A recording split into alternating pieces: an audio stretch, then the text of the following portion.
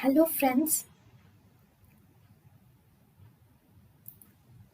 welcome to Creative Medicine. In this lecture, we will learn about. Hello friends, identify this instrument. See here there is a person, he is connected to an electrosurgical unit. There is an active electrode and there is here the return electrode. Okay, so this is actually a monopolar diathermy.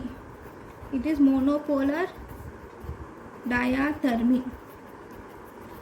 This monopolar diathermy is most commonly used and it has an active electrode and the return electrode. Now, what are the differences between active electrode and return electrode? So, if we have one which is active electrode, second we have return electrode. So, what do you see in active electrode? This is the active electrode. It has very small surface area.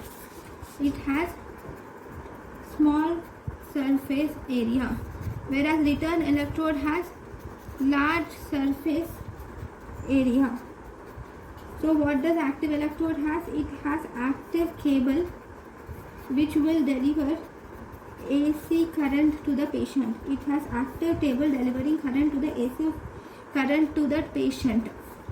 And whereas return electrode, with the return electrode, the AC current is returned back to the machine, to return cable.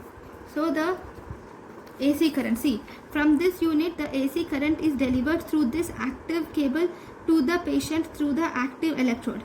Then from the patient's body again the return electrode will collect the AC current, and this collected AC current is transmitted through the return table to this electrosurgical unit. Okay, next in the active electrode, heat is produced. Here heat is produced by concentration of current. It is produced by concentration current, and this heat is mainly used for cutting and coagulation. It is produced by concentration current and it is used for cutting and coagulation. Whereas in return electrode, there is only little heat is produced. Why? Because in return electrode there is larger surface area. Due to larger surface area, only a little heat is produced. So this is about the return electrode and active electrode, the differences. Okay, thank you.